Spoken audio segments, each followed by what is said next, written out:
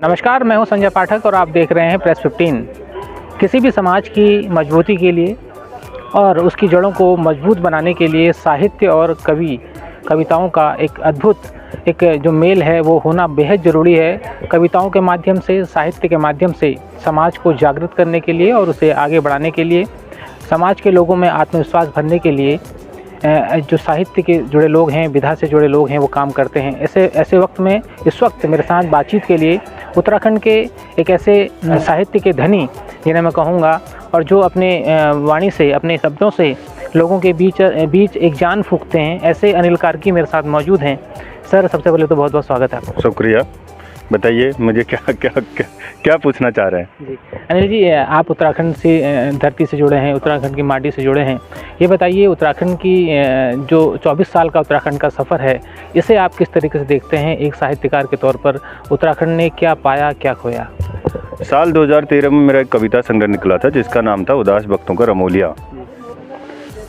जब उत्तराखंड मूवमेंट शुरू हुआ था या उत्तराखंड वर्ष है, तो उस समय हमने आंखें खोली थी। मतलब जो हमारे लड़ने भिड़ने लिखने का जो संस्कार है वो उत्तराखंड मूवमेंट है, जहाँ से हमारी माएँ, हमारे लोग ये कहते थे कि ये जो उत्तराखंड है ये हमारे सपनों का उत्तराखंड है।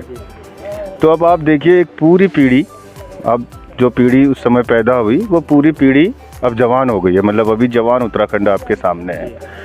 लेकिन सरकारें आई, बदली गई, नेता बदले, मंत्री बदले, बहुत सारे बदले। अब ये बहुत कॉमन बात है कि यहाँ के लिए जो नीति नियंता थे, पहाड़ के संसाधनों के लिए, पहाड़ के लोकल उत्पादों के लिए, पहाड़ की प्रतिभाओं के लिए, पहाड़ के संस्कृति और कल्चर के लिए ऐसा कोई स्ट्रॉन्ग फुटप्रिंट नहीं मिलता जिससे कि हम ये कह सकें कि इन 15-16 सालों में या इन सालों में कोई, मतलब 24-25 सालों में कोई बदलाव हुआ हो उसमें, या उसमें कोई मतलब बहुत गुणात्मक बदलाव नहीं हुए। थोड़ा बहुत बदलाव हुए हैं लेकिन बहुत गुणात्मक बदलाव नहीं हुए हैं। जैसे आज ही हम जिस प्रोग्राम में थे, भेंट घाट और संस्कृति में, आपने देखा कि मंच पर बैर, भगनौल, जागर विधाओं पर काम शुरू हुआ। मतलब करने वाले बुजुर्ग लोग हैं, आप उनकी हालत पूछिए, उनकी स्थिति को देखिए, तो ये यहीं हो रहा है। मतलब ये अगर आप राजस्थान देखेंगे या आप और जगह भी देखेंगे तो उनके फोक आर्टिस्ट और अपने फोक आर्टिस्टों की हालत आप देख पाएंगे। तो यही सब आपके सामने है। मतलब सिनारियो वो हर लेवल में है और वो किसी एक की कमी नहीं है, वो हम सब की कमी है। मतलब सरकारें आई, बदली, वो सब की अपनी अपनी तरह की कमियां मुझे दिखती है इसमें। जब आप लिखते हैं तो तमाम लोग उससे प्रभावित होते हैं। उन्हें लगता है कि वास्तव में आपने उनकी मन की बात कह दी।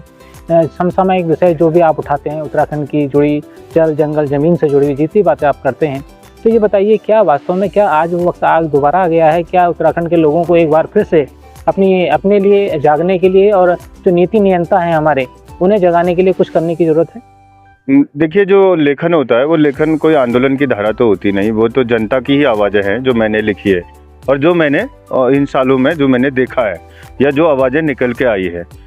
हम ये लगातार देख रहे हैं कि मतलब लेखन में भी, इवन जो कहानियाँ अभी आ रही है हमारी और लोगों की भी, हम ये देख रहे हैं कि एक ख़ास किस्म का अलिनेशन है, अजनबीपन है अपने संसाधनों के प्रति, अपने इलाके के प्रति, अपने लोगों के प्रति। हमारे युवाओं में भी अब ये पसर रहा है।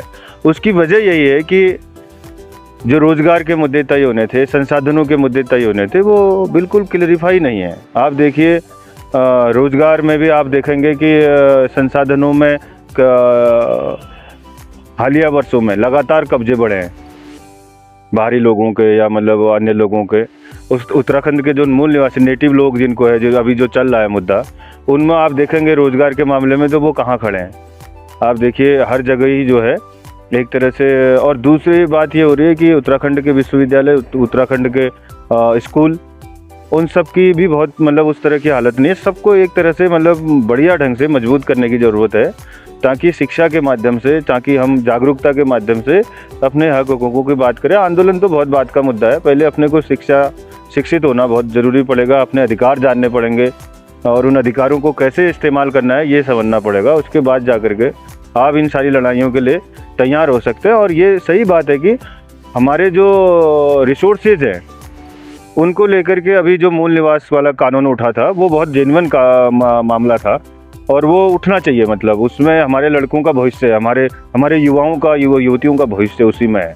अगर ये इस तरह के मोमेंट, मुझे लगता है कि ये महत्वपूर्ण मोमेंट है। सुनील जी, आप साहित्य से जुड़े हैं, रचना धर्मिता से आपका एक बड़ा अच्छा नाता है। ये बताइए, जो नई पीढ़ी साहित्य से जुड़ रही है, जो चाहती है, क्योंकि मोबाइल का दौर है आजकल, तो साहित्य से किताबों से जोड़ने के लिए किस तरीके से अभिभावकों को आगे आना चाहिए और नई पीढ़ी जिससे कि साहित्य से जुड़े अपनी बौद्धिक क्षमता को बढ़ाए, मोबाइल के इस अंधकार के जो उजाला है, हालांकि वो भविष्य अंधेरे में डाल रहा है कहीं ना कहीं, उसे दूर हट पाए और नई पीढ़ी कम से कम साहित्य से जुड़े, कविताओं से जुड़े और अपनी संस्कृति से भी जुड़े? थोड़ा ऐसा हो गया ना, एक दौर था जब पाठक होता था, अब हो गए व्यूअर, लाइकर, फॉलोवर्स। तो बेसिकली क्या होता था कि जब हमने लिखना शुरू किया, मतलब उस समय ये 3 प्रजातियां नहीं थी, व्यूअर, लाइकर और फॉलोवर्स नहीं थे। आज एक अच्छा राइटर हुआ जिसके बहुत ज़्यादा फॉलोवर्स है, हम उस श्रेणी में नहीं आते।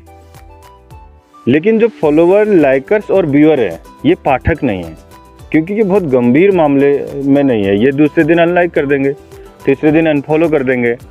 लेकिन जो किताब को जीने का मामला है, वो अध्ययन का मामला है, उसको आपको आदत में लाना पड़ेगा अपने। और ख़ासकर ये गार्जियनों की जिम्मेदारी नहीं है, क्योंकि ये औजार गार्जियनों ने नहीं दिया ना हमें। गार्जियनों ने ये औजार तो हमने खुद अपने पास रखा है, मोबाइल। मतलब किसी के पिताजी ने, मुझे नहीं लगता कि अपने बेटे को मोबाइल चलाना सिखाया होगा। हम लोगों ने खुद ही चलाना सीखा। हाँ, हल जोतना हमारे पिताजी ने सिखाया, घास काटना माँ ने सिखाया, या मतलब सब्जी वब्जी, लेकिन कंप्यूटर, मोबाइल चलाना तो हमारी पीढ़ी ने खुद सीखा है। ये हमारा औजार है, इसे कैसे चलाना है ये हम तय करेंगे।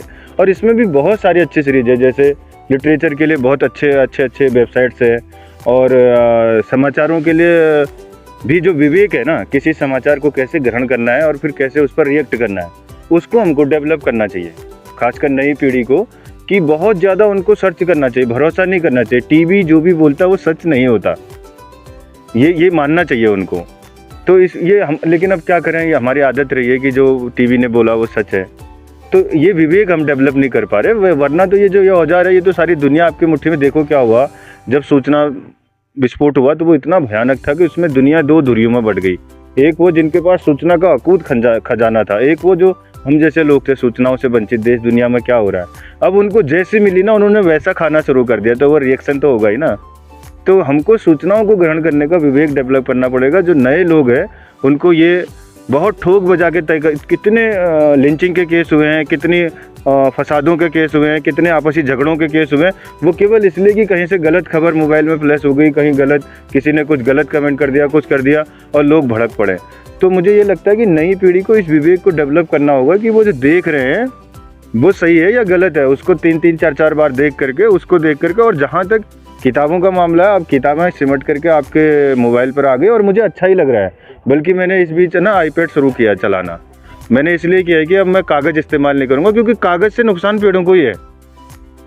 तो इसलिए मैं चाहता हूँ कि कागज़ कम इस्तेमाल होगा तो फ़ायदा ही होगा लोगों को। लेकिन आप अपने इस औजार को, नए जो मोबाइल तकनीक है, इसको पाठक की तरह रखिए। इसको आप मतलब रील, ये केवल रील के लिए नहीं है, या मतलब केवल स्क्रॉल करने के लिए नहीं है। इसमें बहुत सारी चीज़ें हैं जो आपको फ़ायदेमंद दे सकती हैं। बहुत बहुत धन्यवाद आपका। मेरे साथ वरिष्ठ साहित्यकार उत्तराखंड के अनिल कार्की जी, जो बता रहे थे किस तरीके से सोशल मीडिया के इस दौर में हमें ये निगरानी रखनी होगी कि हम किस तरीके से खबरों को देखें और उन्हें समझें और फिर उसके बाद उसका विश्लेषण करें।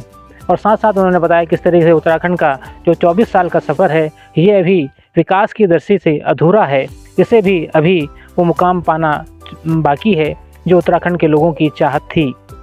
संजय पाठक, प्रेस 15, हल्द्वानी।